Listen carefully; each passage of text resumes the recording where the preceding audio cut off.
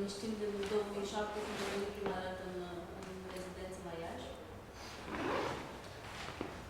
Și, nu știu, doar să vedem ce facem Nebojša. Sunt foarte proastă vorbitoare, deci să începem. Ok, Nebojša, ai just Thank you. Thank you all for visiting, for showing interest, and to all the gallery, of course, for hosting this event. And a special thanks to Livia and Florin for great patience and support in all these years. In fact, our collaboration started in a year when this photo was taken, I think 2007 or something, 2006. So I sent this photo to Christina Bogdan as my identification photo. It was not meant to be on event, but then we realized somehow that it makes sense because of this half portrait in the dark, half somewhere in red. So it somehow tells some story, and also it tells the story of the period in which I'm involved in cultural and artistic practice. Since I formally started to work in the culture in 1999, 20 years today, and this photo is made somewhere in between. When it was made, I said, look how old I am, and now when I see it, say, look how young I am. So it's like some, let's say, average value and mid-term of that, to call it career so far. So it is time to measure things, and this is some sort of, you see it, some sort of scale. So what to measure? Just to measure as time passes by and to produce narrative about history, to historicize my own work and the work of people that I collaborated with, or maybe to judge what would be right reading and measuring of all that things that I was involved in, or what would be left reading and measuring, or would right be like right in the terms of correct or exact, not right like right-wing in politics. So I think that in political autobiography, have you ever heard of any political autobiography? I mean, there are autobiographies by politicians, but political autobiography, I think that it would be some sort of estimation of places in which our practice and our, let's say, intentions found themselves in a certain period, in certain context, partly with and partly without our knowledge and intention. You know, we at the time when things were happening, when we were producing something or when we were involved in something, we couldn't know or we couldn't judge, or we were not interested in judging where we are in a political field. But later it became important for various reasons. I think that writing political autobiography is about trying to grasp all these positions, understandings in their own time and in the moment when we have time and energy to evaluate them. So when it is about period of my involvement in culture, so not in cultural production, artistic production, it somehow coincides with this image. On this image we see a lately gone Borka Pavicevic, director of probably the most prominent independent cultural organization from Belgrade, which has a symptomatic name, Center for Cultural Decontamination. Maybe you've heard of it. So she was director of the center for already 25 years. She died, in fact, I think 10 days ago. And this is a caricature of one of the most famous caricaturists from former Yugoslavia and also from Serbia, about her, let's say, role in life, in history. So she's standing here in front of several tanks. There are marks, obviously, fascists, and these are nationalistic and even fascist parties from Serbian political life in last 30 years. This is their logos on tanks. But you, I believe that you recognize the motive of one person standing in front of several tanks. It is Tiananmen motive. So, the point is that in 1989, when Tiananmen happened, in fact, everything started in Yugoslavia, everything started as well in Romania. When I say everything, everything that profiled and constituted the terms of our living and working today. And I think that this image somehow epitomizes the self-understanding of a cultural worker, independent cultural worker, at least in Serbia, but I think also in much of Eastern Europe, like being confronted with immense ideological, political, also military power alone, like as a strong, very, very decisive individual in terms of confronting such a immense power in historical moment that happened in 1989. What I ask myself and what I think that somehow comes to the table today, also it's anniversary of Romanian so-called revolution. We can discuss if it was revolution or whatever else. But I visited Timisoara this year, so I saw the museum and everything, so I'm pretty much under that impression. And also I witnessed the events of 1989. You know that Yugoslav television broadcasted that through Yugoslav television the image of happenings in Timisoara went to the world. I don't know if you knew that. Because our television was a bit privileged in Romania because it's still some sort of socialist understanding of socialist brotherhood and then they used the opportunity to record the events and to send it to the world. Anyway, what we don't see on this image and what is rarely seen from our own perspective in our work from 89 or especially 99 in Serbia, because in 99 the wars for Yugoslav heritage, as they are called in theory today, ended in former Yugoslavia through intervention on NATO pact related to the war and conflicts in Kosovo. So from that time on, we worked being and seeing ourselves confronted with all these powers, historically and actually in given periods and times. But what we didn't, let's say, keep in our focus was what is behind us.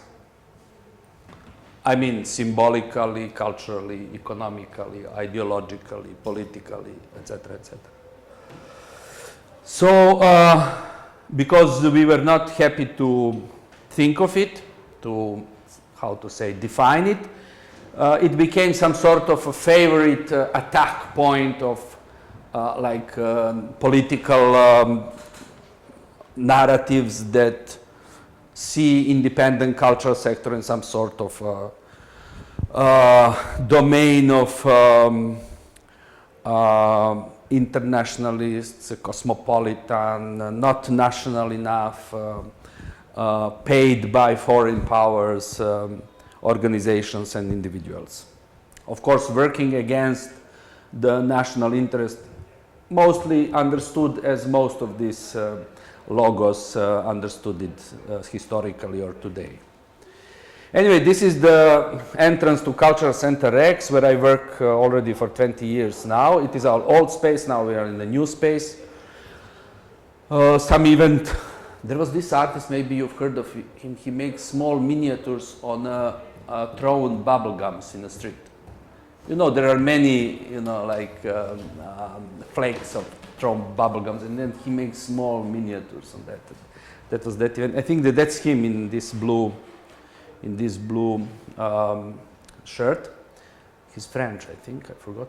So this is what was like our beginning, what our goal, democracy, freedom, normality, let's say, against non-democratic regime, against constraints of, let's say, cultural, artistic, especially economic freedoms, and some sort of abnormality, whether related to socialist system that was seen like by the hegemonic discourse as not normal, and especially all these problems and conflicts, theoretical, political, existential, exaggerated during the Milosevic regime. So that was our position. We confront all this confusion and all this destruction related to wars and heavy war crimes, including genocidal events and crimes like the one that happened exactly on this day today in Srebrenica in Bosnia. So this is like the typical event that I was involved in. I was conceptualizing and producing. This is speech programs, as we called it. We like our concept is that speech is under the control of ideology, as it always was, and that it somehow atrophies, that it simply cannot follow the conflictual nature of our lives, that is captured in some sort of terminology and syntax and narratives that are not good enough to reflect our reality. So we insisted on speech, developing like these seminars and other events would last for 6-7 hours. We became quite notorious for that, you know, because the attention span of contemporary cultural worker is as it is of a normal man, maybe 15 minutes, you know, like. So it was confronting confusion, enforcing analysis, and we were quite, I think, there are websites you can check events. I think that we were in some areas quite, how to say, unfortunately it comes to my tongue, avant-garde, but it's not avant-garde. It's just maybe the point of initiation. We insisted on some topics that were not that easy to constructively debate in public. I mean, you can debate it in cafe, but not in public. So this is our space as well, event, very famous event, poetry reading by amateurs, professionals, everybody. And also, the question is now what we were producing. Was that some sort of art commune or some leftist approach? It's like deliberately unclear, the community, what that would be. Also, we were promoting our donors with that agenda. We don't know always in what way. So in the end, we are part of machinery of cultural production that is somehow caught into the matrix, into the pattern of all production of all history in the end, as well as this presentation when it is about me interpreting my own biography in the political field, as seen from the field of cultural production. So this is one illustration from one of late activities that I had in Thessaloniki Museum of Ethnologic Life and Ethnography and the Peoples and Folk Life, Ethnography and Folk Life of Macedonia and Thracia, Eastern Thracia. So this is the illustration how the mill was constructed. So I used this during the presentation that I had there, to somehow decipher, to reconstruct the construction of history, of very historical narratives. So these are facts here. They enter the production process. There is methodology. In the end, we have history narratives. But what turns the wheel is the power of ideology and the power comes from ideology, and the mechanical power, the real power, material power from politics. Now Althusser would say that everything is material, but it doesn't matter.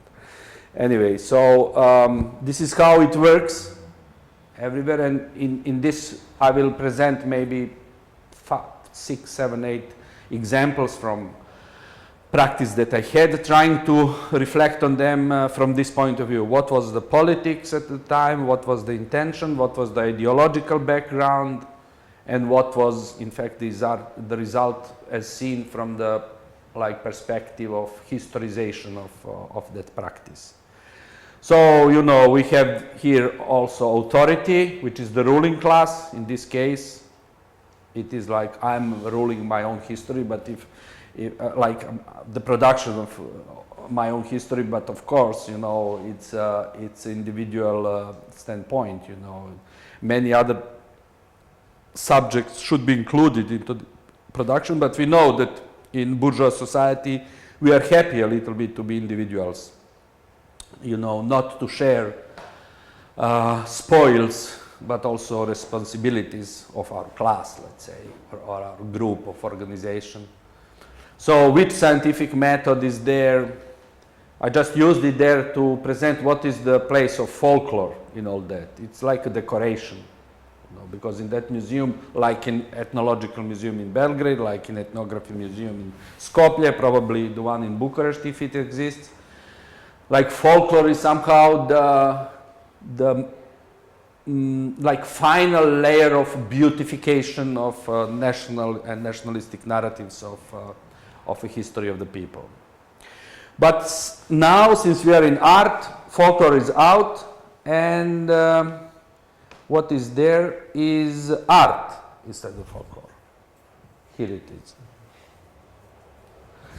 So yes, art is of course powerful decoration for intellectual, spiritual, political, and all other aspects of life of individuals and collectives in society.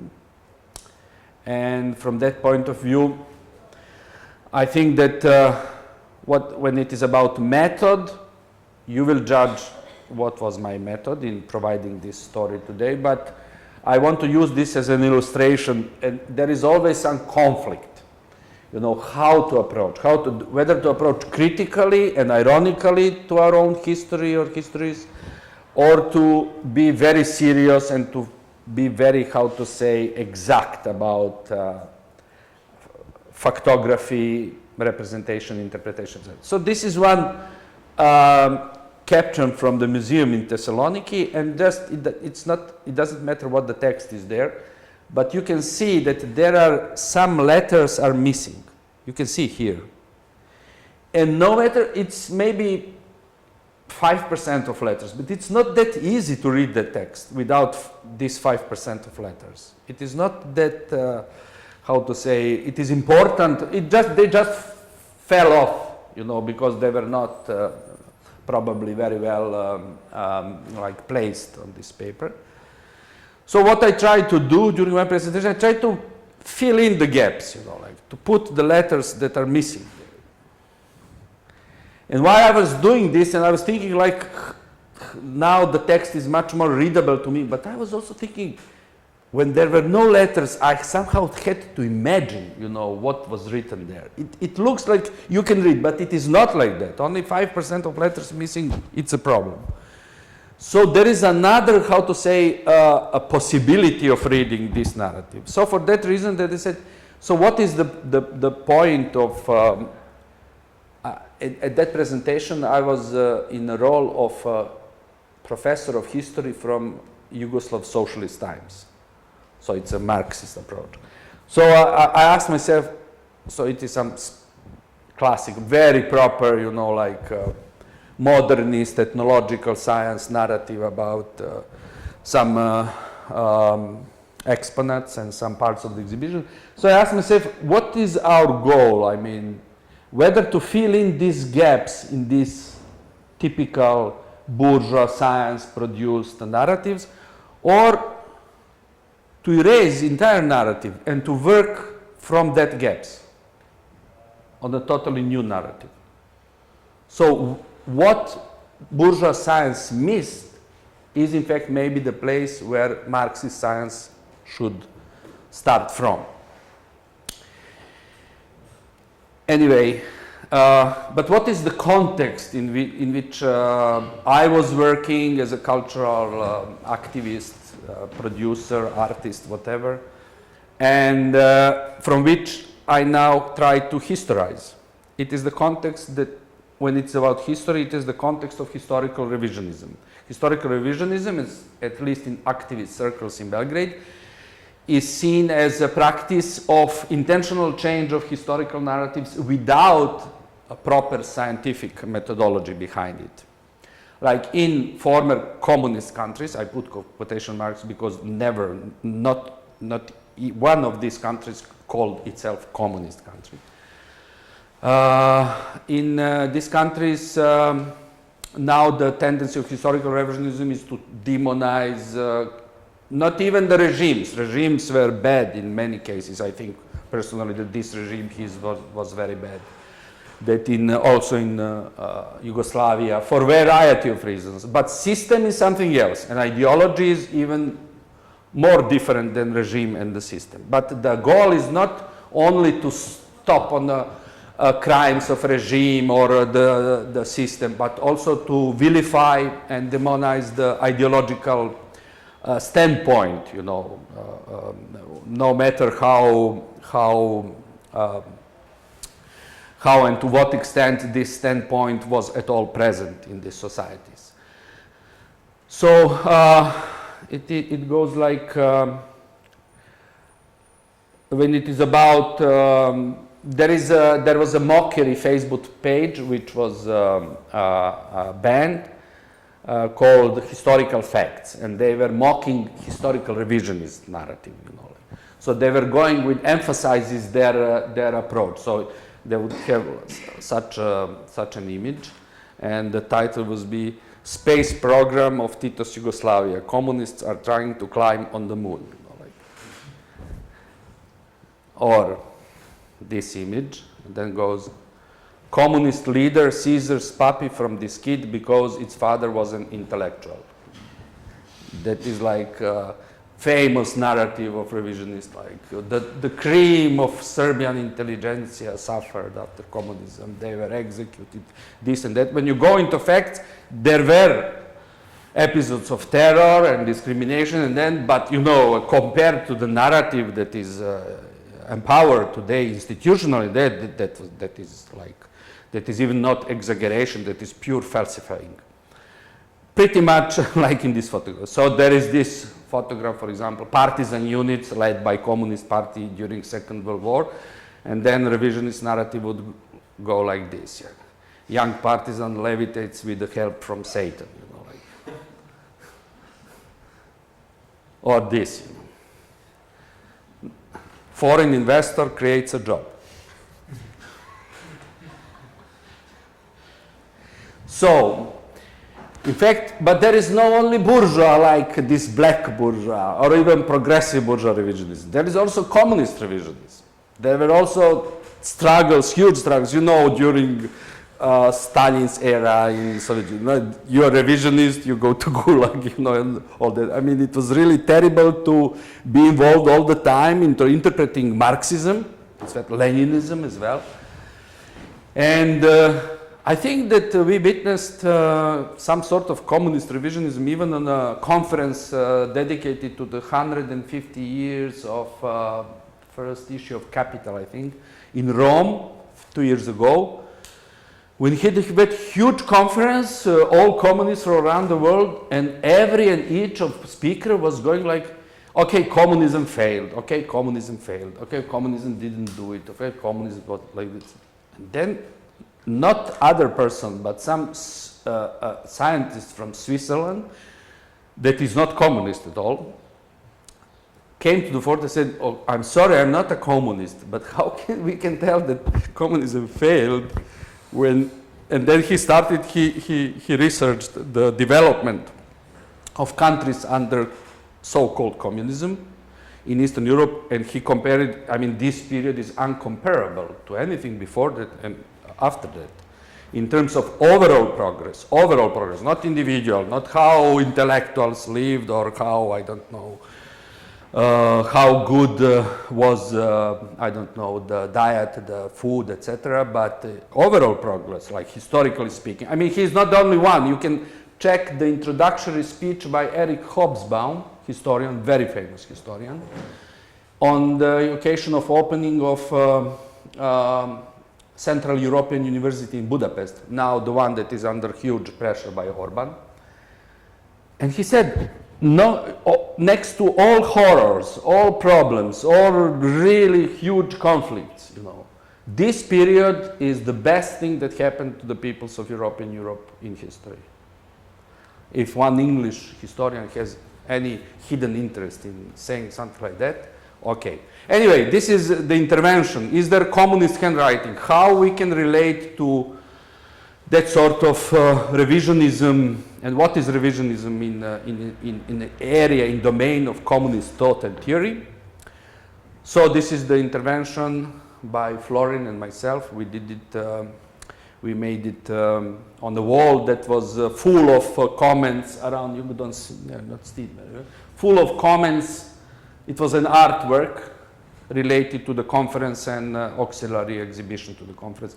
So it's not that interesting to read, but it's like revision of communism as idea, also critical revision of everything that happened historically with countries that tried to somehow implement some of the communist ideas, and communist revisionism, in which you know these struggles. If you have here Trotskyist group, I mean, there should be 100 Trotskyist groups. If there is one, there should be 100 more. And then there is always who was right, what Marx said, etc., which is, of course, thing very to respect as a theoretical and philosophical debate, political as well. But it's really hard to say who is revisionist there. So, actions. Now, this sort of introduction was like just to know in what context also I have to, you know, turn around and to look back to the past of my work, to write some sort of political biography. One example, work from 3-4 years ago when huge river of migrants were passing through Belgrade. Belgrade looked like, you know, I don't know what to compare it with, a little bit like Babylon, and also, you know, like unbelievable scenes. These are hundreds and hundreds and hundreds of people sleeping in the streets, on a bus station, entire families, you know, in some incredible peaceful, how to say, coexistence with everything in the city, unless the borders were closed. Then the horror started. Okay, they had horrors before that, but during travel through Macedonia, Serbia, I think they didn't have that much problems. So this is one poster in which we confronted the major prejudices against migrants. People used to call them illegal migrants, but when it is about language, we should, I think, insist on illegalized migrations. These migrations are not illegal in themselves. They are illegalized. They are made impossible by laws imposed and policies imposed by the same countries that profit very much from the conflicts and climate changes and whatever is made these people run away from that areas. So they were tolerated, these posters, but they were also vandalized. When it is about political biography, I would have to write down that we simply had to give up. Activism is not the way in which you confront such a huge crisis. There were probably 100 people involved on a daily basis, helping migrants or struggling in public sphere against. I mean, there was no, especially in the beginning, there was no this standard European racist approach, you know, they will, you know, like endanger our society, this and that, contamination approach. There was no in the beginning. Is it due to this historical politics of non-aligned bloc? Or it is maybe because our political elite is not that Europeanized in terms of political identity, so they don't see this, they're not into this Orientalist story, except when it is about Albanians, of course, in Kosovo. I don't know, the government was tolerant. There was no this campaign against them. Okay, and then right-wing group started, okay? And so you can see somebody just torn this, but I think that politically it was just a defeat.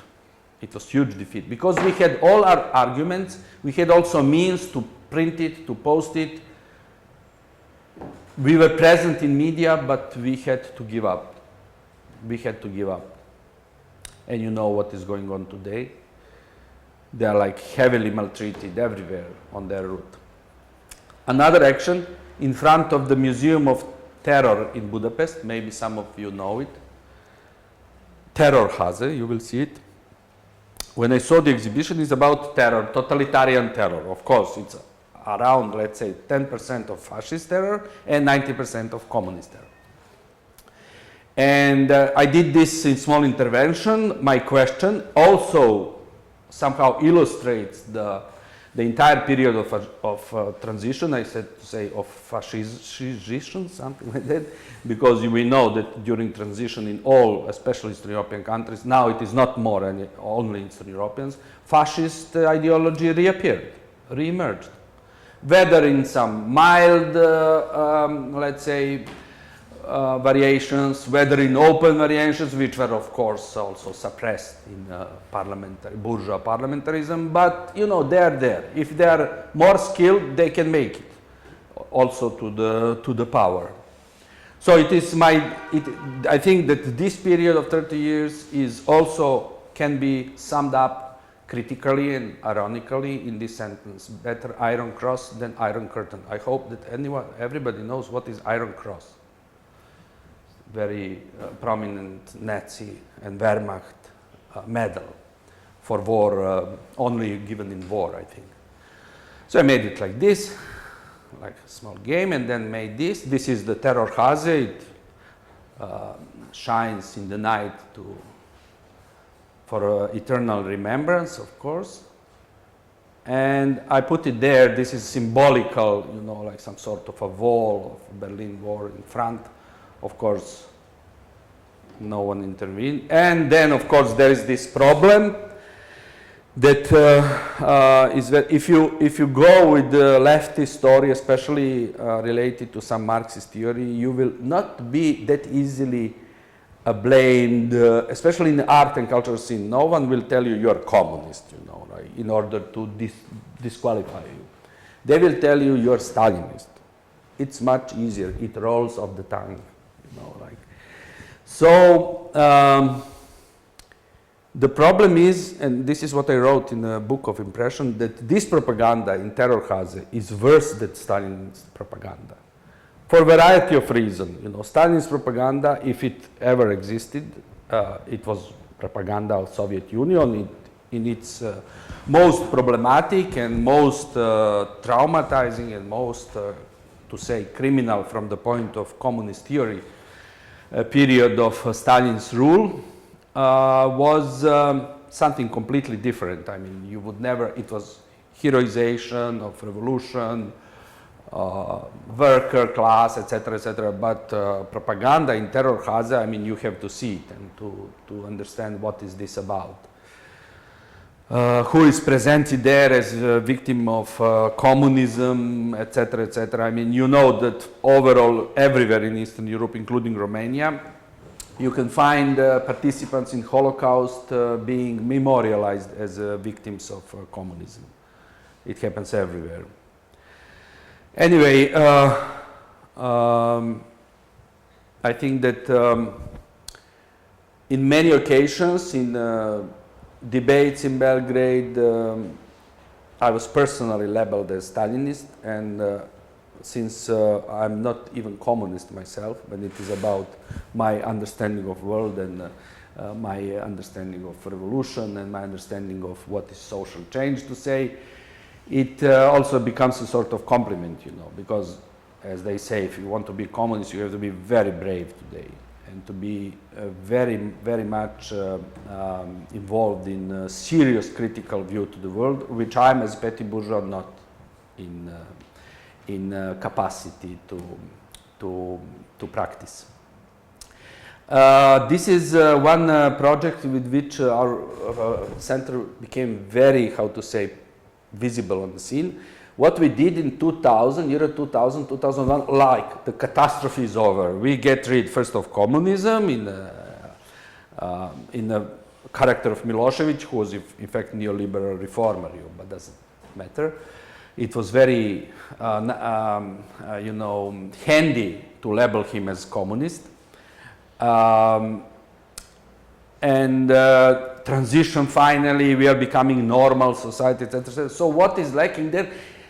What lacks in suburbs especially? Can you imagine suburb in Bucharest, like distant suburb, when you say it's like also token like of some sort of not being cultural enough, not being polite enough. So we were trying to bring culture, contemporary culture, to those suburbs. And one of the video works that we presented in schools, you will see the no places in the middle of nowhere. You know, we come, we invite people, we present the latest video production. And we were very big enthusiasts about that. The political conflict inscribed in it is very interesting. I will describe it in the end. But just to see, this is like video works in a window of a bakery in some suburb. This is a projection in front of some school in the evening. This is on a supermarket. This is in the office of a local administration. Here is dream. It is during the day. We have a video presentation while people wait on encounters. Also in gambling bet. I can see them all around place here. Betting places like sport bets. Also posters with some works of visual art next to butchery shop. Also here we would do the presentation, like no places, you know. So we became very, how to say, we became sort of missionaries, heroes, like people that bring culture to uncultural areas of the city. So what year is this? In Belgrade. 2001. 2001. 2001, 2, 3, we did in several years we were doing. When we realized, first of all, for contemporary art, it is not true that people that are not close to the like urban elite cannot relate to it. They can. Sometimes when it was about video work, we had such discussions on the street with ordinary people that were much more productive than theoretical texts that accompany the works in the catalog. So this is in school. You know, this is some paintings, some drawings, we put them on a school board and we discuss with kids. But when there was a huge debate about this project, it was accused of some sort of cultural racism, bringing this sophisticated culture to the areas of the city that are not privileged and seeing them by default as of a lower, let's say, position and a lower, like all people that live there as a lesser people, or how to say. But also that was a great topic that till today somehow presents a very strong motive in independent art sector, democratization and decentralization. That was like the type project.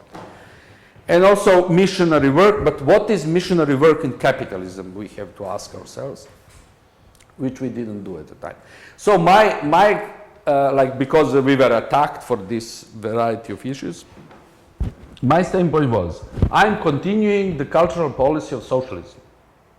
In socialism, there were concerts of classical music in small places. There were colonies of contemporary artists in the smaller places. There were reading groups and reading sections in every library. There was a section of big library in every village. That was in communism, so-called communism. Now this all disappeared, of course. There was cultural house in every bigger village. Recently, so when I see, I mean, would be typical NGO space everywhere in Eastern Europe, you know, like some sort of improvisation, you know. And we had this meeting in Timișoara on the independent cultural organizations from Balkans this year in a place called Ambasada. So we discussed, and then people from Greece coming. We got one old house from some man, you know. Then, you know, we now in Rex, we are in some special place that city gave us. All some improvisations, and we produce programs, you know, at least equally to the public sector, independent sector in Belgrade. And then we were taken by guys in Timisoara to the House of Culture in Timisoara. I don't have a picture, it just came to my mind now. And after all these complaints or like super happy interpretations of our contemporary spaces, we went to the 11,000 square meters of cultural home of how it is called in Timisoara, all together with a hotel on the top, in which people from entire region, young people, could come and live there for a while, which is used today by 35 NGOs without paying rent. So, and it was finished in 1990. So then we were discussing also this failed communism, and then we were going through this space. I remember people from Greece and from Holland walking like through a space shuttle, you know, like. And then the conclusion was, okay, if communism that failed made this for culture, how it would be if it succeeded, you know, like 11,000 square meters. So, of course, in the end, every proper European interested in missionary work should go to United States to see how this dream from previous work is realized. I was in one residence there, and after a month and a half meeting middle class in Los Angeles, I just decided that I cannot understand what I want in like famous psychoanalytical formula that in fact we cannot know what we want. You know, it's all, our wish always somehow, you know, escapes from us. You know, the wish is wish unless we fulfill it, unless we grasp it. So I tried to at least illustrate my possible, the possible outcomes of my stay in America, if I would stay in America. So this would be the option, having serious, well-paid job, the dream of my parents. You know, like I'm engineer, I have good salary, nice house, family, everything. So this is that option. This is option, I'm a second generation Serbian emigrant to America, which are mostly consisted of nationalists defeated in the Second World War and now keeping to their old traditions there, being honorable members of local conservative societies. This is basketball, because basketball is like almost national sport. It is traditional cap. It is the T-shirt anti-aircraft unit that celebrated they managed to get down this invisible plane of NATO. You've heard of it. So this is their logo. So this is me like Mexican broom waiting for a bride. This is me like Mexican immigrant in Los Angeles. This is me having a nice but hectic job in America. This is me being a self-managed Roma pimp. And in fact, I think that, and this is me being conceptual artist in United States. So when I fulfill all my dreams, I came back, you know, because I don't know what you know about United States, but spending a month and a half in Los Angeles is really a great challenge to at least my ex-socialist mind. Anyway, I think that that's important. It was 2008, the year of crisis. So whom I was addressing there, because people were coming to this small art organization, to the presentation, and I saw middle-class people like us, being with such a deep fear in their eyes. At least half of them lost their job that year. And they saw it as something completely normal, you know, like that's it, this job is not needed anymore. But also I saw people like ourselves being homeless in the United States, hundreds of them on the streets every day. And I couldn't believe, because this is not like, I mean, you have homeless people everywhere, not to that extension like in the United States, but you know, like, you expect homeless people to be a little bit weird in some way, you know, like, somehow he or she deserved it a little, to some extent. But here it's like, you see a person pushing that roller from supermarket, and you think that this person just get out of the supermarket forgetting to, you know, to leave the carriage there, but no, they are homeless. And each of them knew somebody, after 1 year, they knew somebody that lost their home during the crisis. So it was a very interesting moment to be there.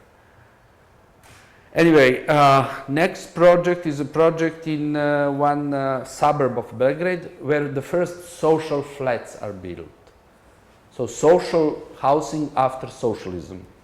We worked there for 6 or 7 years already, and we decided when we had opportunity financed by Goethe Institute in Belgrade, we had the opportunity to illustrate the situation there, not to illustrate this very problematic situation. Half of them are Romas.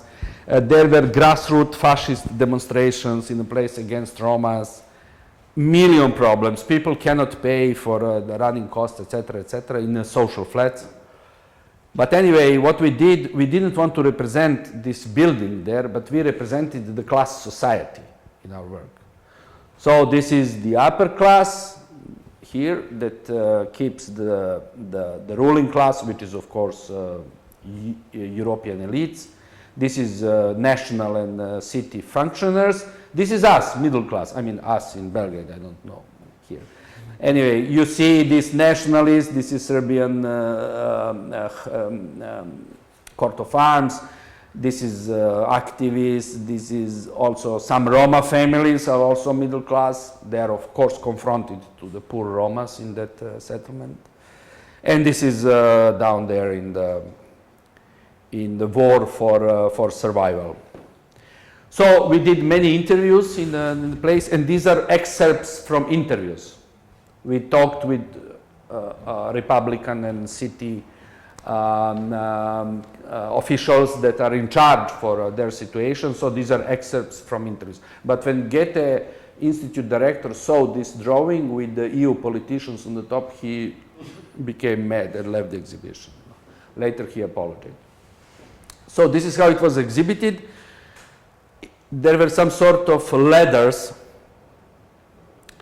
in front of them with a warning that they're not for usage, that this is just symbolic. You know? And I just saw in the Game of Thrones, very nice, I heard very nice formula, because one huge, you know, Hochstapler, as they say in German, you know, one maker of incredible political traps and cheats, etc., was producing this house, and then somebody came from the side and said to him, house is a ladder. So in house you can climb.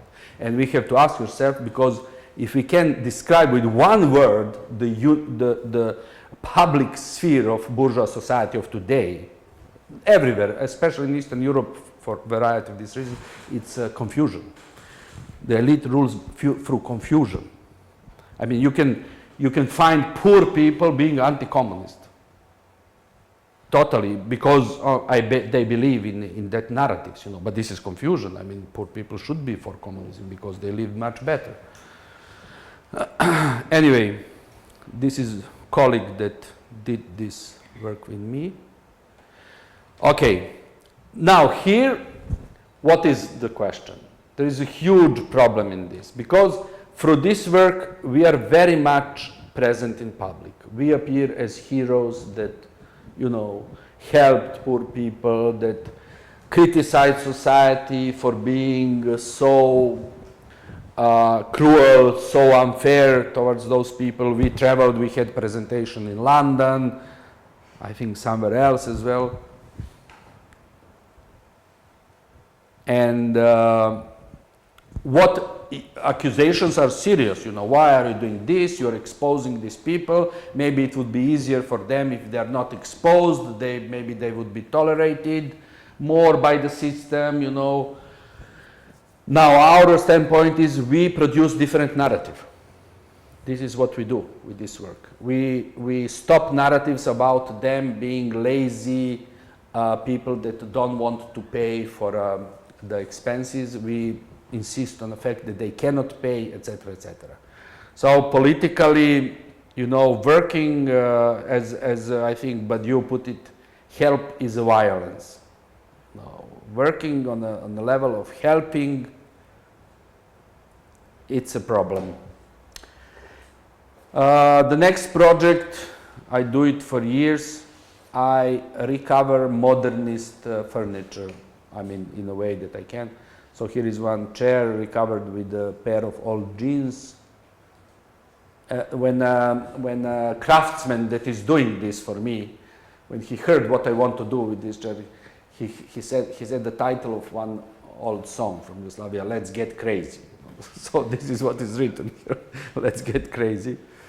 And also this one with one small intervention not visible. This is the blanket of one construction company in Belgrade, which is known today for being like their football team now is in the first league, and they are the most prominent fascists in the football universe of Serbia.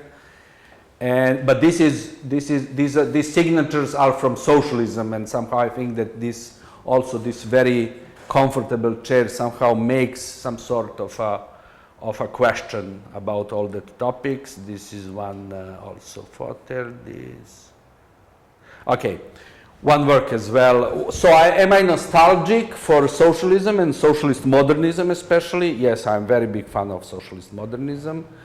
And what I want to say with this politically, I think that I tend to keep the memory of socialist aesthetics, I think. And that it is a very big problem. I didn't know it when I stopped doing this. But the topic of nostalgia and was theoretically seen as something very positive and subversive towards today's system, because it keeps the memory of something better, and also criticized because it somehow pardons the today's system through reference or something that was in the past and never will come back if it existed at all. Like there is this definition of nostalgia. This is longing for something that never existed. So we can discuss about this work. The next work related to socialist period, I tried, and I'm still doing it sometimes, I try to tag the social property. So in Yugoslav socialism there was no state property, it was social property of factories, of everything that existed in fact, managed by workers employed there or by the inhabitants of members of one community. So that would be, I tended to tag the obviously, how to say, constructions in public domain. Here it is. Here it is on this column. It says once social property, always social property. Some no places as well. This is once societal property, always societal property. Here it is. So this is pretty much one very relevant how to say sample of my practice of last 20 years, and I'm approaching the end of this presentation through this image that was this is a work by Sasha Stojanovic, one very good friend of artist, and this presentation of class society is drawing by Vahida Ramujkić, artist from Belgrade. And this is like the very good illustration of this confusion, and especially individuum middle class individuum in capitalist times, in transitional times. Like there is no almost possibility, or there is obligation of multifaceted, multi-oriented standpoints. But there is one nice quotation from one literary character, in fact from Dostoevsky, evil spirits. I don't know how it is translated in English.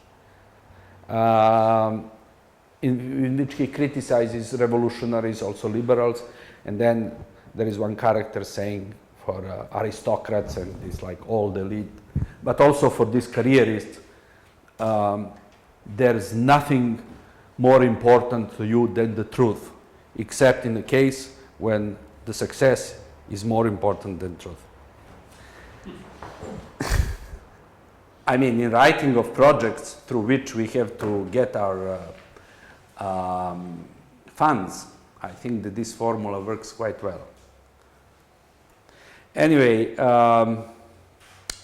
today I saw something that also illustrates this entire, not only practice, but entire domain of civil society in Eastern Europe today. And I see it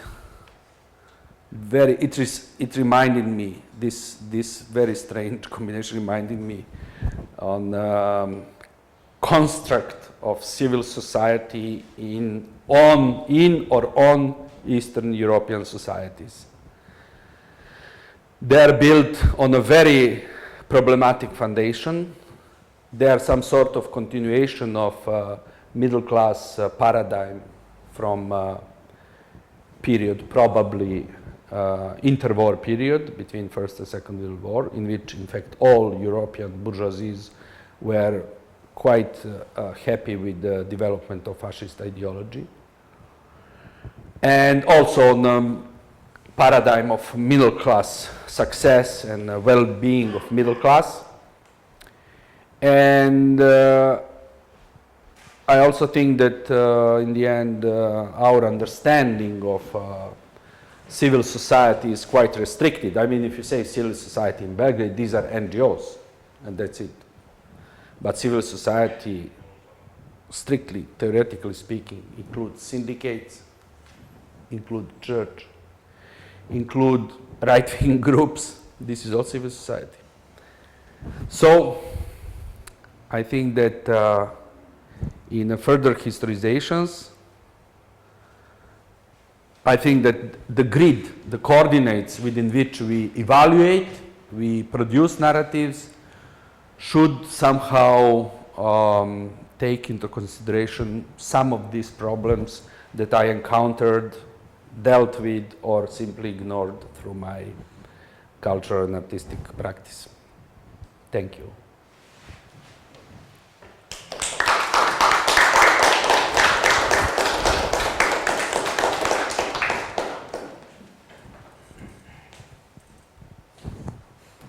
Please, if you have questions or comments.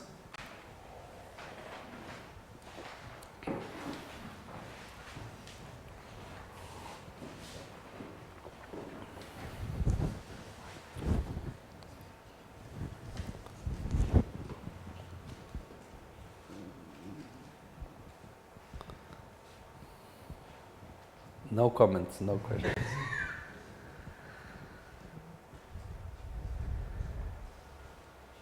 Is my theory odd enough? I was curious about, but you've been saying the word transition throughout the presentation, and I mean, you touched a bit upon why, but I was curious if you were buying into this narrative of transition. Like, I think it's also, the way in which you are using sometimes all of the terms that you've been using, you've kind of used in a tense way, so I think that one also deserves a bit more attention. I'm not sure that, how exactly can we speak of transition? It's also like the narrative that's somehow imposed onto us. I mean, it's a transition towards what? Or how did you?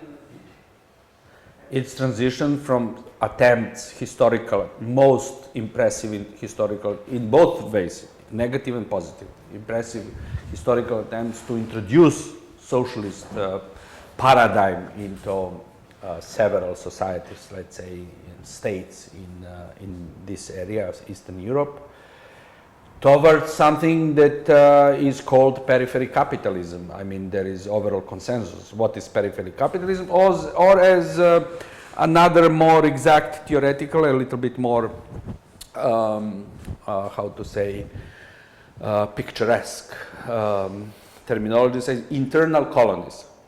So colonies that are in the frame of economic, community, cultural space, etc.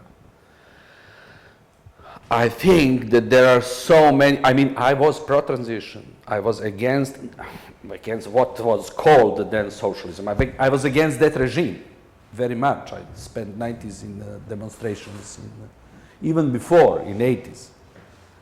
But and I'm still against it. I don't think that that regimes were good. Systems were better than these ones. I mean, they were one civilization ahead. But regimes were bad, historical circumstances were very hard, and they didn't have a chance, in fact, in this historical period. According to millions of data, we can discuss that, and I also understand that there are many middle class, especially people that are happy with transition. They made it in life. You know, they use very skillfully the privilege that they had in socialism that they got, and they upgraded them in this way somehow. You know, I don't know. There is also one layer of socialist middle class here in between this. We don't see it because it's in more in social position than in material resources. Yeah, and we have return of fascism, we have degradation of public discourse, we have destroy of public sphere, of infrastructure. I mean, the infrastructure that is needed for capital is advanced, is upgraded, but the one that is needed for majority of people, not for everyone. Fractions of middle class are doing very well everywhere in Eastern Europe, but these are just fractions. The unhappy fractions are the core of fascist movements, as is historical and theoretical evidence very, very clear to observe. So, I don't know, I wouldn't change anything. I would go to all demonstrations. I would support change in Romania. I would see the student in Tiananmen as a hero again. That is the dialectic of our position. You know. How to confront these contradictions. I don't know personal experiences, but you know, before in socialism you could communicate with all people of all. Today some people are, let's say, right-wing, left-wing, liberals, I don't know, conservatives, nationalists, cosmopolitan, and you cannot communicate with them. If it is about politics, there's no communication, because it will become a fight. In socialism, we could all communicate, even with different opinions about the system, overall system. It was a stricter regime here, as far as I know. But you know, when you have party documents from Yugoslavia, the debate about economy was much more, how to say,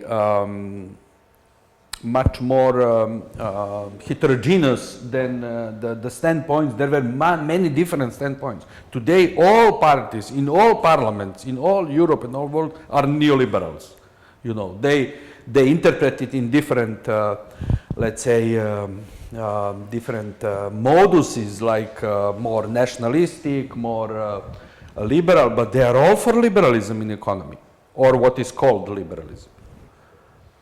So, I don't know, I do the tours in one of the suburbs in which more ambitious worker, qualified worker on construction during socialism could build a house like of 3,000 square meters in 10 years. But today, worker of his qualification cannot survive in Belgrade without a flat. I mean, and other comparisons. But for example, university lives better today. Professors, top journalists, top artists, of course, business people. So everybody that has exclusive access to interpretation of reality is doing good. And then the discontent and malcontent and dissatisfaction has this sideways. So it comes from what is usually labeled as extremist narratives, while then is equalization of somebody that is insisting on social justice and equality, like communist narratives, and fascist narrative that insists of more discrimination and more hierarchy and discipline. I don't know. Altogether, I don't know. What do you think of transition? May I continue this Yeah. question? I missed the beginning of your presentation. I'm sorry for that. But when I entered in I noticed that you refer back to this 1989 moment and you bring in this discussion about anti-communism and the role of anti-communism in shaping this discursive element of transition of European integration and so on and so forth. But I was wondering if you feel, because now we're 30 years from '89, right? So it's like this kind of big symbolic moment coming up this year. But 30 years is also like a generation span. Right? In sociology, you have this span of a generation, which is every year. And I was wondering, how do you see this reflection over '89 events and what happened after, from this struggle between generations? Your struggles over representation, what is now a different generation looking that way. People for whom socialism was not something that our generation experienced. That actually lived through more or less, and we have the legacy of socialism much more pregnant in our, much more present in our lives after '89. I like that slippery, much more pregnant. Yeah. The legacy of socialism. No, this is like, I mean, beginning, right? like I have to show you. I like to do this mockery small tourist guides. When I saw metro here in Bucharest, subway, metro in the subway, and I heard that it was built in '80s, these bloody '80s, etc., etc.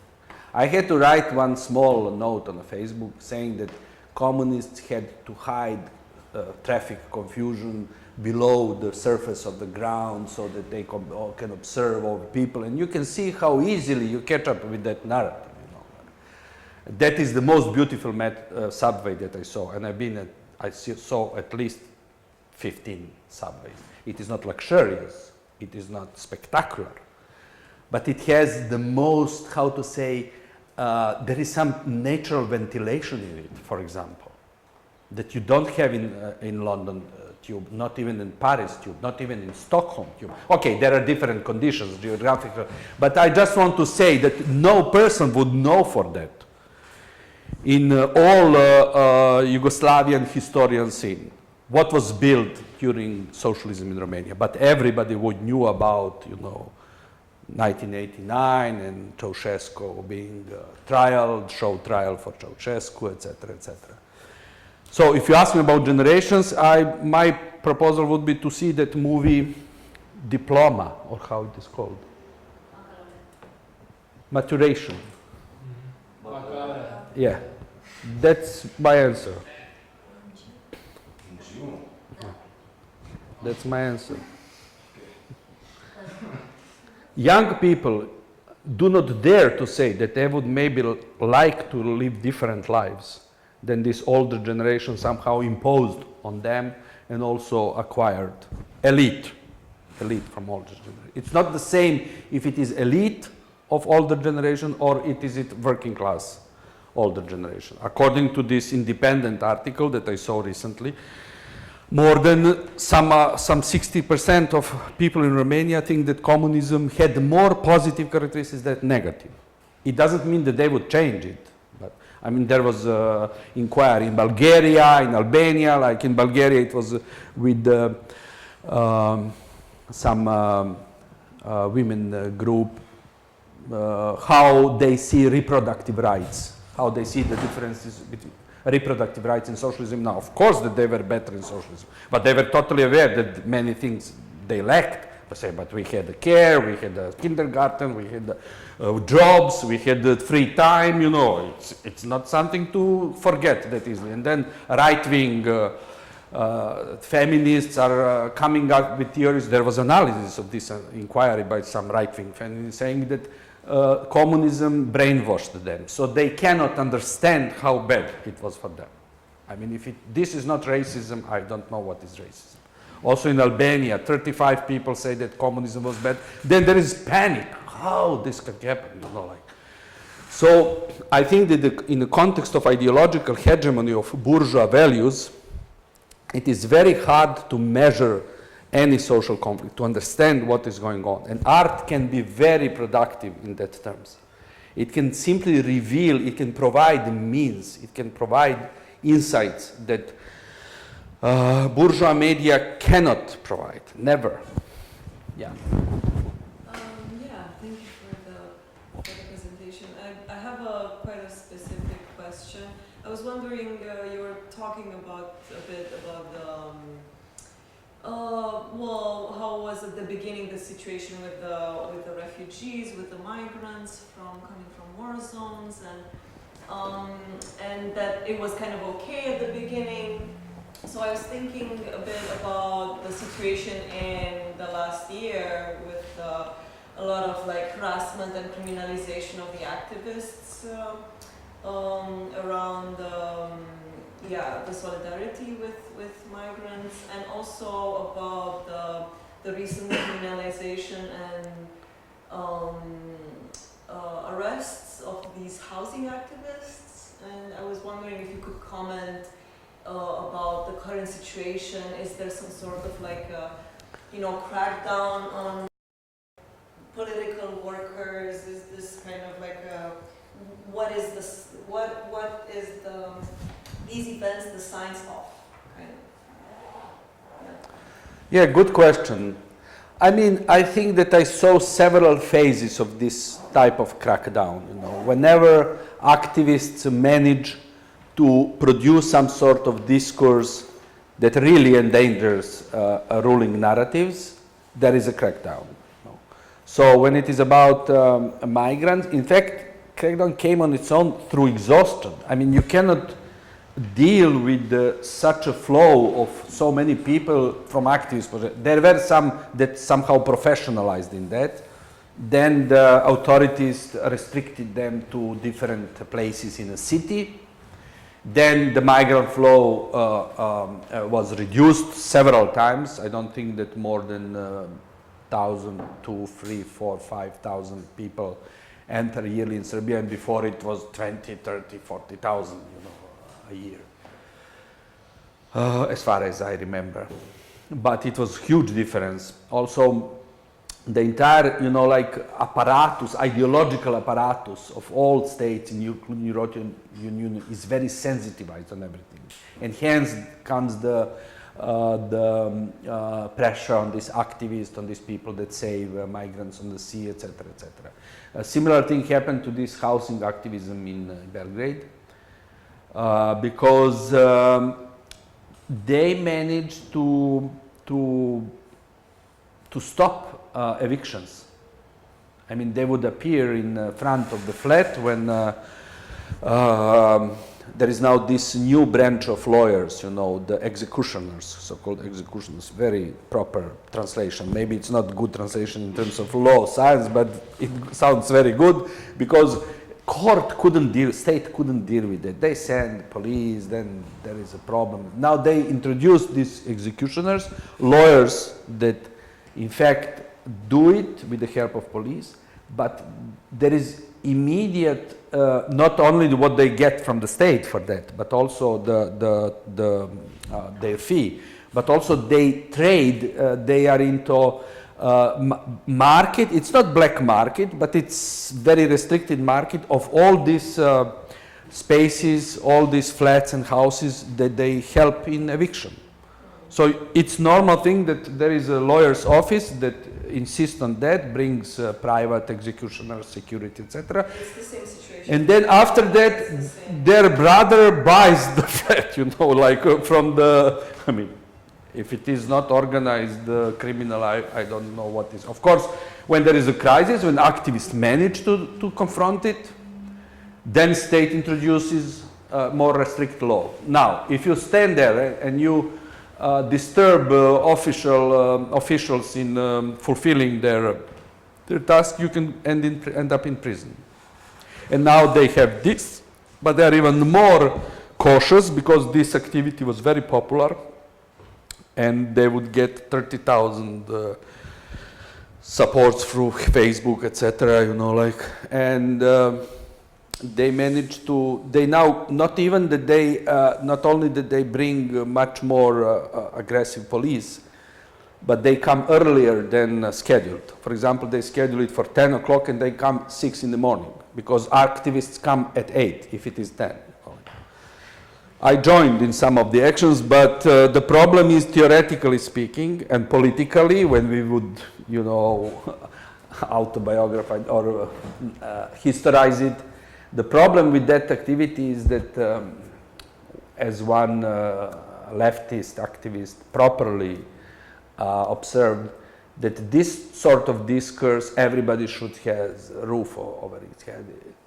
That's the name, but also discourse, poor people do not, can easily be supported by both left and right populism, under quotation marks, you know, like populism is a problematic term in itself. But also right-wing initiatives can support it, and they were joining, some of them were joining the actions. So another problem, you know, like, while they would never join support to migrants, you know, but in this, like, poor Serbs should never be, you know, like, evicted from their flats. If it for Romas, I'm not sure how possible the coalition of left and right could be, but on this level there is it. Yeah, it's not a good situation. I mean, activism, we cannot live with it, I think, both in sphere of culture and politics, but it won't save us. Something bigger might have, something more ambitious, more. Activism is reactive, you know, it reacts on problems. It doesn't produce vision, and it doesn't change something that we could call the horizon of expectation of individuals and of society in general. Like, what can be expected, what can be planned, what can be fought for. Activism doesn't give answers on that level. It should be politics, and that's it. Though there are, of course, activist organizations that are also very political, but I don't know. Did I answer to your question? Sorry, I went. Yeah, I guess so. You mentioned migrants, housing issue, and. It was more about the attitude of the government. If this is some sort of a sign of a change of politics in the government. Whatever doesn't fit to capital and its agencies in bourgeois society will be addressed by the state, which is just the instrument of capital in bourgeois society. You know. It can be more or less sophisticated, more or less articulated, more or less, how to say, direct and brutal in different societies and different historical situations, but it is what it's served for. Bourgeois state is the instrument of bourgeois power. So if evictions are profitable for some fraction of bourgeoisie, it will use political power to direct repressive instruments so that profitability becomes profitable, not only abstract. That's as simple as that. Of course, our governments here in Eastern Europe, most of us, especially Southeastern, but also Southern Italy, this theoretician that was talking about internal colonies, Southern Italy is internal colony, Southern France is internal colony of European Union. The point is that our governments are, in fact, when it is about their real power, they're puppet governments. They are what is called also a little bit derogatory term, and also sometimes also there is this dangerous play with the preference to national bourgeoisie, but they're comprador bourgeoisies, you know. They serve the interest of foreign capital. And they don't hide it. All this story about foreign investments and that will save us and all that, this is, what else is this? I mean, how can extraction economy be good for people that work in it? These are economies where profit is extracted, just and taken. It doesn't matter if it is taken, I don't care if it is in Bucharest or Belgrade or London, Paris or Cayman Islands. You know, I don't. It is not there when it is where it is produced. And this is our situation. I don't know if you agree or maybe. I mean, what I'm telling here is not my opinion. You know, I think I see that it is like that, but this is theory. This is not my personal story. You know, I tried in this historization of my work to imply theoretical knowledge. I mean, the one that I am in contact with. But you know, if it, you can find it, of course, on different websites. Like, I don't know, here it would be Leftist or Critic Attack, or in Yugoslavia, Bilten, or Slobodni Filozofski in Zagreb. I mean, this is also some sort of, you know, preview of theoretical work on the left. But what right theory offers? What liberal theory offers? The champions of liberal theory almost all withdrew from their positions, like Fukuyama, etc. They disappeared. So I think that this is a rational approach to this world, you know, not some, you know, passionate ideological struggle. I mean, this is rationality. You know, for Romania, there was an article in Guardian, or I don't know where, 50% of people out of metropolitan cities, which is maybe 10 cities in Romania, 50% of that population will forever stay on the brink of poverty.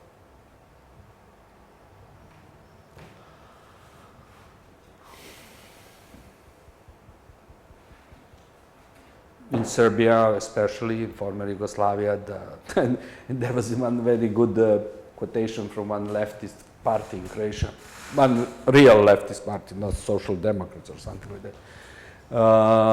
Workers' Front, this is how they're called. They say the Croatia is a country where even president and prime minister are searching for a job abroad. Because whenever there are elections, there is already a plan where president will go somewhere in European Union structures and prime minister will take place in board of some company, international company, searching for a job abroad. I mean, what else to say? And what is the program of right-wing parties? To blame all the failures of transition, all the economic problems that people have due to conflictual nature and of peripheral capitalist societies, to hide all that and to blame communism for that. No, after 30 years. This is the program of all right-wing parties. And for that they get all support from ideological apparatuses of European Union. For rehabilitation of war criminals in Serbia, the European Union applauds. Now for evictions, there is statement by the European Union congratulating Serbia that introduced proper law measures finally in terms of property. That's it. This is European Union. I don't know, maybe we had different ideas of it. I had for sure. But no, when it is about indoctrination in communism, so-called communism, I finished geology, the Faculty of Geology, mining and geology. So, of course, I was impressed by achievements of Western science. I mean, I was paleontologist, and I did some special group of fossils. There are that fossils in Romania and Hungary, so I had a book from Romania, book from Hungary, book from Bulgaria, from Russia, from India, and of course, book about these fossils from England and France. It's like, you can see the superior, methodology, equipment, design, everything. But never, we had Marxism on faculty, never anybody mentioned that this superiority comes from colonial plunder and crime, which is like the elementary thing. Otherwise, what are they? Superior race?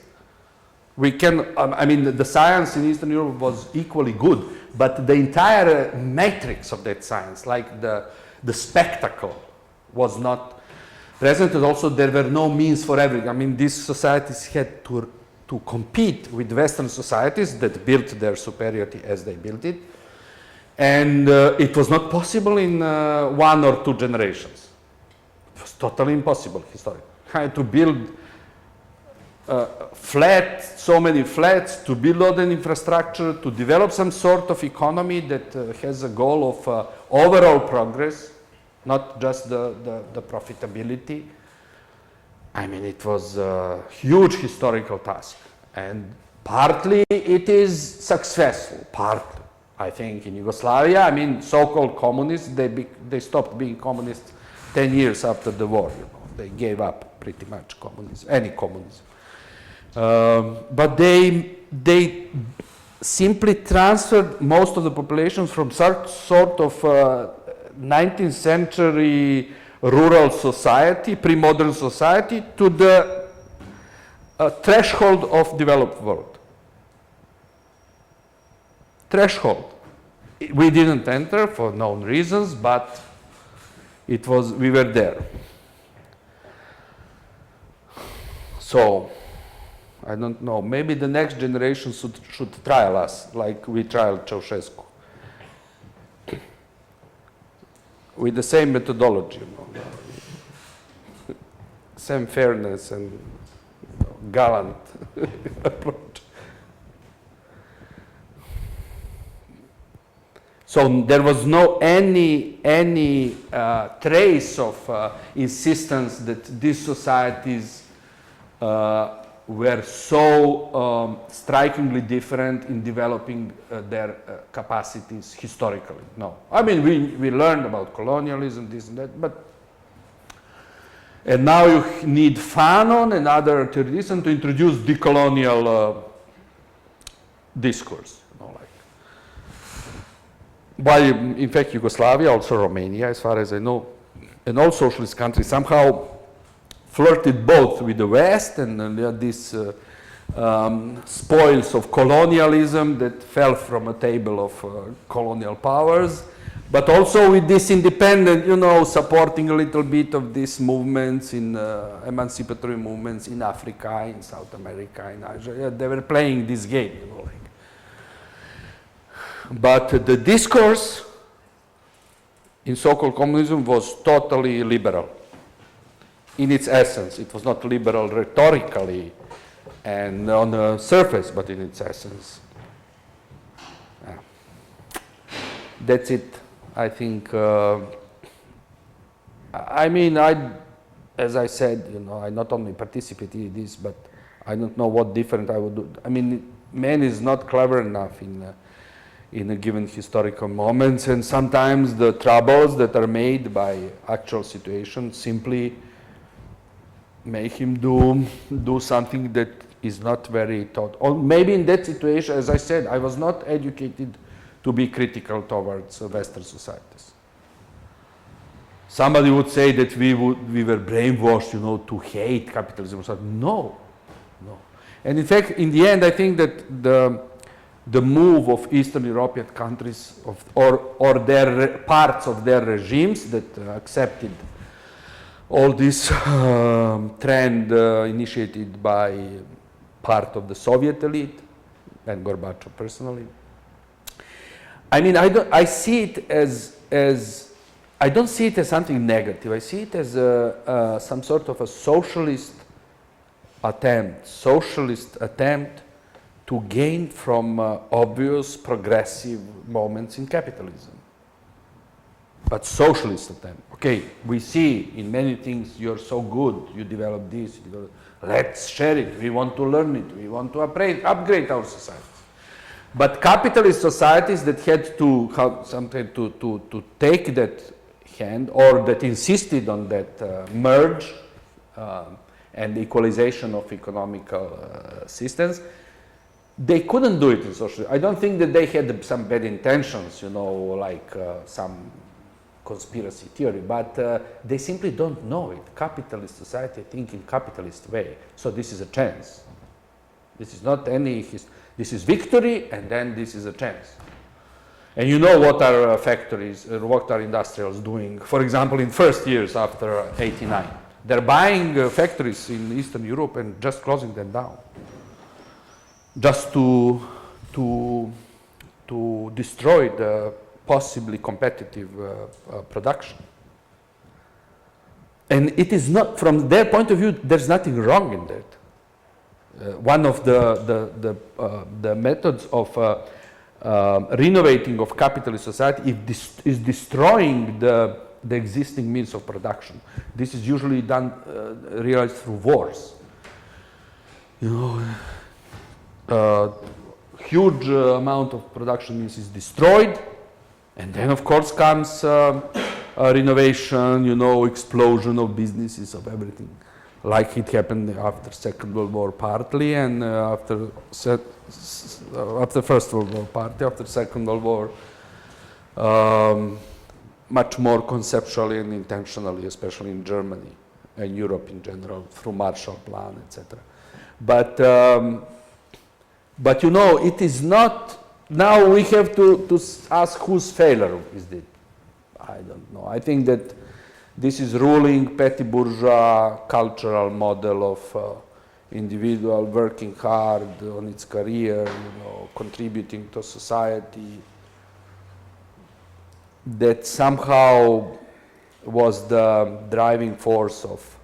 I think that in Yugoslavia it is considered that in fact entire elite, the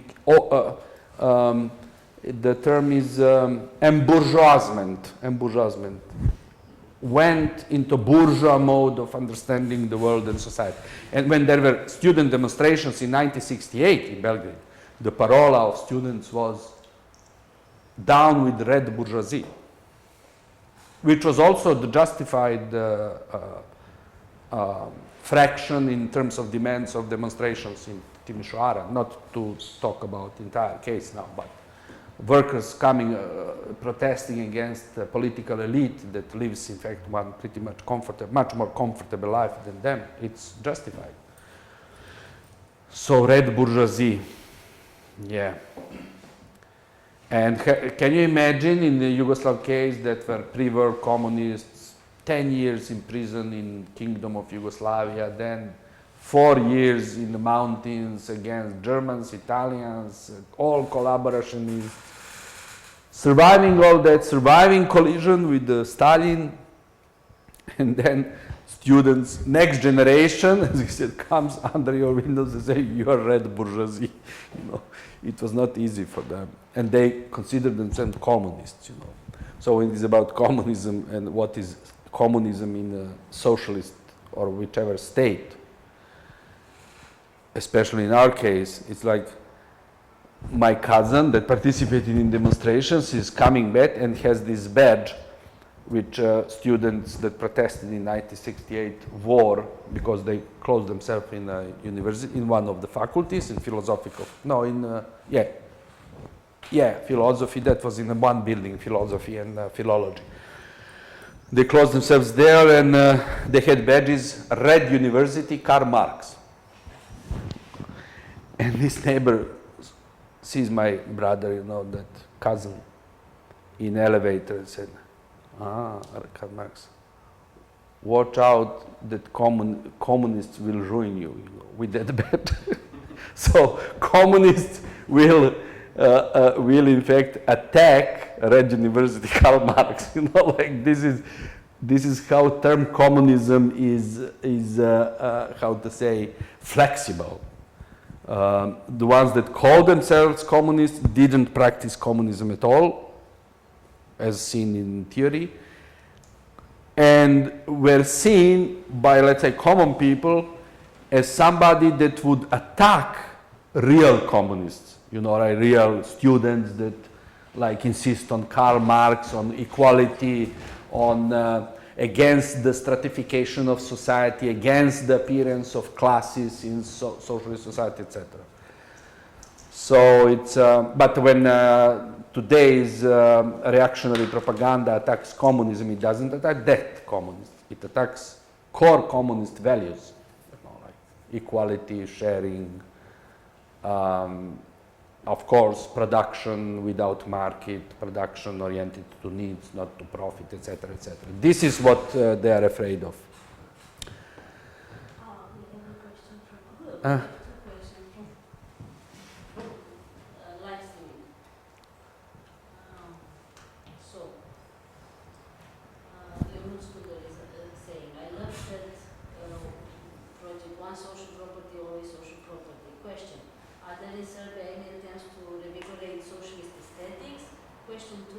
Still in Serbia forms of worker self-organization?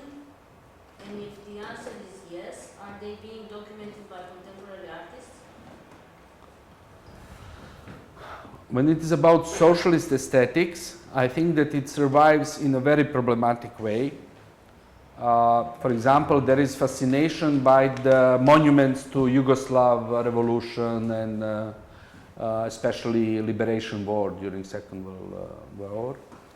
There is international fascination with them, and there is some sort of insistence of theoreticians and, let's say, people that know what that monuments were about, not to go into that sort of making them souvenirs. They're presented like alien, like almost made by extraterrestrial beings, So then there is some sort of a defense, but I think that the situation is much more complex because these monuments came into existence and they became huge and so monumental and so magnificent when ideological crisis struck the Yugoslav system before and after these demonstrations that coincided with first economic reforms that presented, in fact, the attempt of Yugoslav socialism to flirt with some aspects of capitalist market and also internationally to go into credits, etc. So this ideological crisis asked for monumental remembrance for revolutionary period, etc. So there is some problem in their monumentality and their also abstract, prevailingly abstract. Sculptures are mostly abstract. Hyper-modernist. And I mean, there is debate about that. And when it's about self-organizing, I mean, Yugoslav's self-managed socialism, as it was the official name of the ideological and political system, is questioned very much in its original versions that are very well, very well funded theoretical claims that it was never self-management, really, that it was like some sort of a form or a narrative and that it never existed. But in fact, most of the analyticians and historians agree that it was like on the level of factory life, yeah, there was, but never in the entire society, especially not in a regime itself, in political system, especially not in a top. But yeah, I mean, there are experiments in art that refer to self-management, that try to somehow discuss the capacity, historical capacity and also actual capacity of collaborative work, production, production relations. But I don't know, I cannot recall the, yeah, there was this, there were some strikes in the early 2000s, strikes of workers that wanted to become the owners of the factories during the process of privatization, in which workers wanted to, in fact, buy their factories themselves, their companies. And some of them managed, and there are but only few successful examples. Also, that would be like examples of companies that were privileged even in socialism, or privileged accidentally because, let's say, there was some pharmaceutical company that produced very good medicaments, and this is why it became why it was of interest of workers to share the ownership. And there were struggles, of course, state ruined all that in the end. And there are movies about that, there are also some activist actions. So it's about Jugoremedia in Zrenjanin, that's the factory of pharmaceutical factory. And there are a few more cases, some transport companies, I cannot recall at the moment, something that was successful and then presented in art.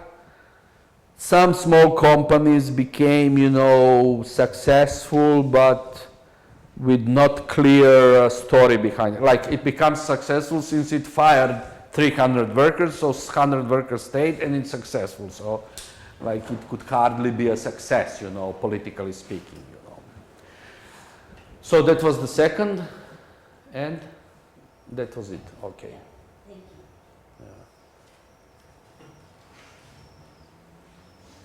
you. Any more questions? 2 hours? Oh, sorry. Yeah, I said that I'm notorious for long talks. Okay. No? Okay. Thank you.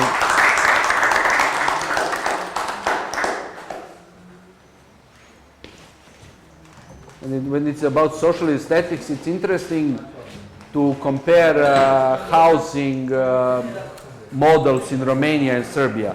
In general, flats in Serbia are a little bit better, but I think that in Romania, much more people got the flats.